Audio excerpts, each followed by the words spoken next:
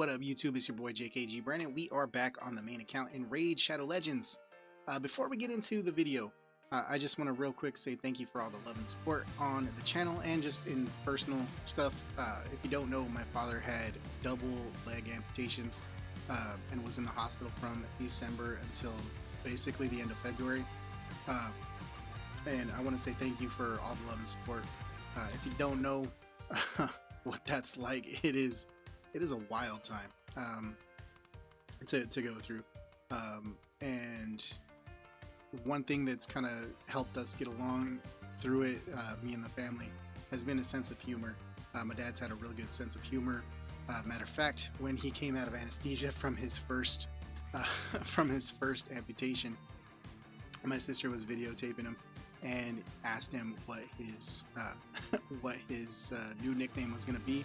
And he said, "They call me Mr. Stubbs." And we all got a kick out of that. My dad was grinning ear to ear. And later that night, my sister and I were hanging out on the computer and wanted to get t-shirts and stuff like that made for the family saying Mr. Stubbs. And so I went ahead and hopped into the Stream Element store and made up a design. So we have Mr. Stubbs merch. The link is going to be in the pinned comment below.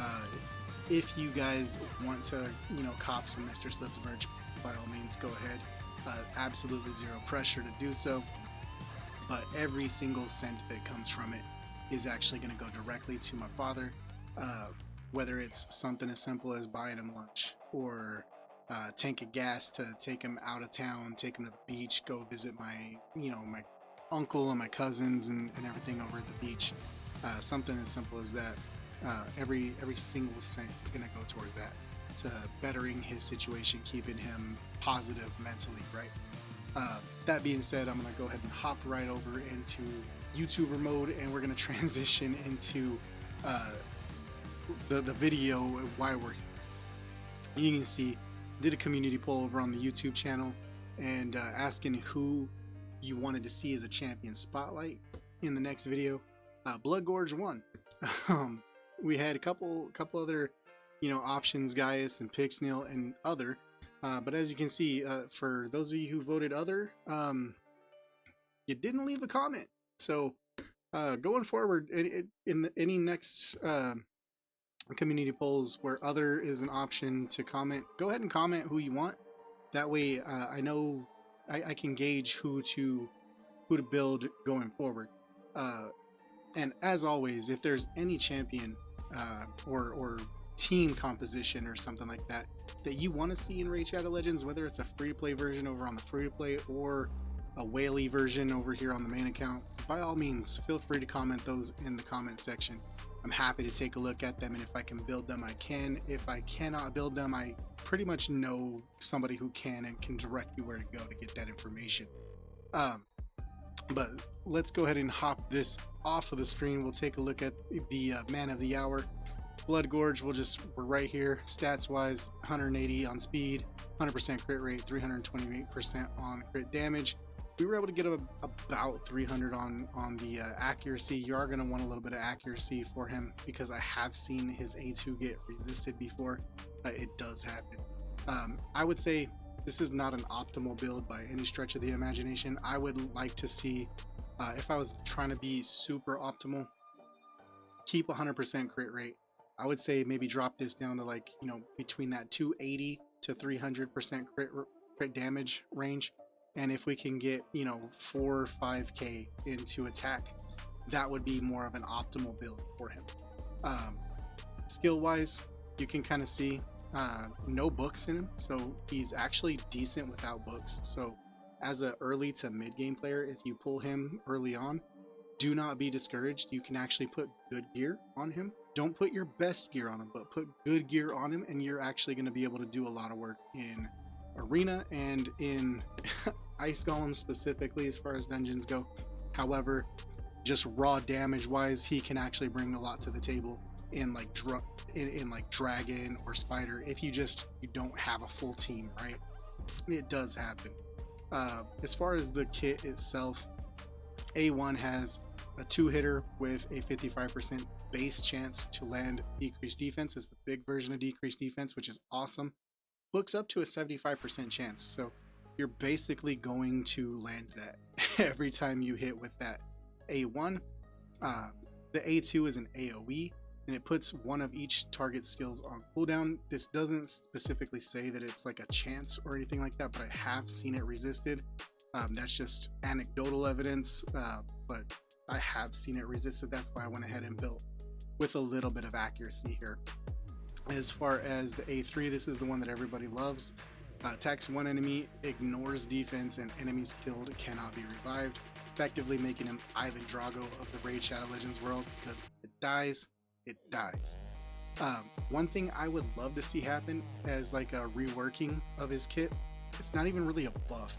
If they took the decreased defense off of the A1 and moved it over to the A2, so it was on the AoE, this A2 would immediately be awesome. An AoE decreased defense with putting skills on cooldown would be awesome for Arena. You kind of see Arena team that we're bringing in here. We have Mountain King in a shield set with high HP, Siffy to give us, some speed and some, protection as far as block debuffs, and then CC for Torment. The team that we're going up against has a couple revivers with Scylla Drakes and Arbiter. I'm going to take it off of auto because he has really bad targeting. He likes to not use his block revive on auto for some stupid reason. But you can kind of see here we have Scylla Drakes, still has a bunch of HP. Arbiter's getting there. We'll see if we can take out Arbiter real quick. So there we go, 69k on that Arbiter with the A3, which is awesome. So Scylla Drakes cannot revive her, and which is going to be awesome. So now we only have one reviver to deal with. We have a long cooldown on that skill because mine is not booked. It's a 6-turn cooldown without books. It's a 4-turn cooldown with books. So that's just something to keep in mind if you are, in a situation similar to mine where I have a ton of champions already booked and I'm not really working on anybody. When a CVC comes up, I might go ahead and start throwing some books into him and make him the champion that I start booking on a slow basis with CVC. Otherwise, Arena, you're typically not getting into long drawn out fights. Hopefully you're not getting into long drawn out fights in Arena. The other place he's going to shine is going to be Ice Golem and Doom Tower.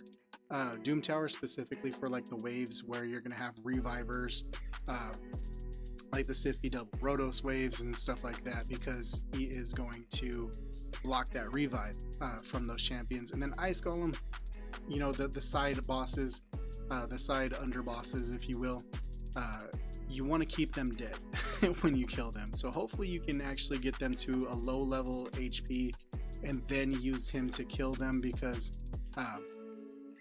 when the Frigid Vengeance procs from the boss, he's going to do 50% ignore defense per side boss, right? Per underboss. So that if they're both alive, it's going to hit like an absolute tank. And if you're not built well, you're going to get your entire team wiped if that procs. If you're built well, you're probably going to be okay.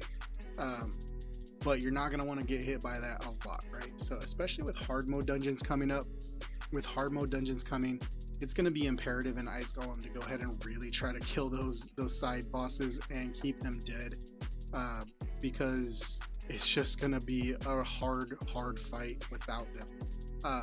It's one less thing to have to worry about if you can do that, right? So you're going to want as many block revive champions as you can, or if you have a Lydia, you're going to probably want to bring Lydia into that hard mode Ice Golem. And as far as average everyday players, we're really only going into Ice Golem when there's an Ice Golem tournament anyway. So Ice Golem is one of those dungeons, unless you're farming like reflex gear, you're pretty much staying out of it unless there's really good rewards in an Ice Golem tournament. But so I wouldn't necessarily be looking at building a specific speed team for Ice Golem, but you can definitely go ahead and do some work with him in there. We're gonna kind of see that in a situation like this, we're looking to hopefully get that back off cooldown. We're going to try to get one or both of these side bosses killed by him so they can stay dead. That way if we do proc a Frigid Vengeance, we're not going to take near as much damage. This is definitely not a speed team. This is definitely not like a tuned Ice Golem team by any stretch of the imagination. This is literally just a team that I put around him to kind of hopefully showcase what he can do. Keep him alive with Siphi. We're going to get decreased defense and weaken from Draco. We're going to get HP burn damage from Tyrant Ixlamore, and we're going to have Solus here to do some AoE damage for the waves. That's kind of the thought process about putting this team together here. Now we're gonna go ahead and see what we can do here, see if we can get a little bit of damage into this guy. Solus went ahead and took the kill from him on the other side boss, which is fine. Let's go ahead and we're gonna start saving him. Here we go. All right, so he's gonna revive, should be off cooldown. We'll go ahead and block that revive. 108k on that hit, so you can see it does hit really hard. He's got good multipliers. He's definitely not an OP champion. He's not OP, not S tier. Is he a good champion? I would say he's decent. He's not one that you're gonna pull and think, oh my god, I have to build this champion right away. He's one that you're gonna build, you're initially gonna be like, oh man, I got Bloodgorged. That's not the greatest pull in the world. And then you're gonna come to a point where you're like, okay, where do I need him? Where can I use him? And PvP is probably gonna be the first place you're gonna use him. Ice Golem's probably the second.